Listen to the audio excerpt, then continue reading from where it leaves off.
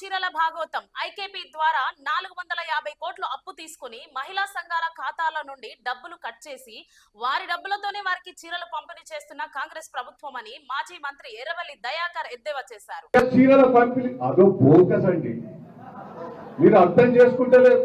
ఒక్కొక్కటి 1000 రూపాయలు 1200 అన్నారు, అది ఆఖరి 300 తర్వాత నేను తెలుసుకున్న ఐకేపీ వాళ్ళతో గతంలో నేను మంత్రిగా చేసిన సార్ సగం 500 రూపాయలు అధికారులు రేవంత్ రెడ్డి దగ్గర పైసలు పోయినాయి సార్ అంటాడు. ఒక చీర 1000 రూపాయలు అయితే సగం చీరే డబ్బులు రేవంత్ రెడ్డి దగ్గరికి లంచానికి పోయినాయి. అంటే అది అది అది తయారైంది 200 300 1200 రూపాయల బిల్లేసింది. ఆ చీరను చూస్తే మీకే తెలుసు. అది కూడా మళ్ళా నేను తెలుసుకున్నా, ఐకేపీ రాష్ట్ర కమిటీ తీర్మానం చేసి బ్యాంకు లోన్ తీసుకొని 1200 మళ్ళా మహిళలే కట్టాలట. ఒక్కొక్క చీరకు 300 రూపాయలు దొరికే చీరకు 1200 రూపాయలు వాళ్ళ లోన్ల అకౌంట్ లో రేపు ఫిక్స్ అవుతా 450 కోట్లు లోన్ తీసుకున్నాడట.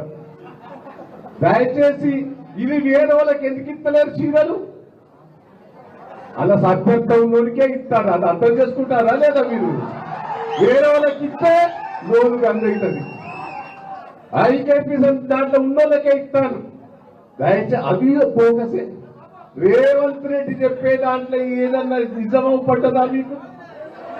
బీసీలది మోసమే, చీరలది మోసమే, రైతులకు బోనస్ ఇస్తారన్నాడు మోసం, రైతు బంధు 2 సార్లు ఎగ్గొట్టాడు. ఇప్పుడు పత్తి ధర 18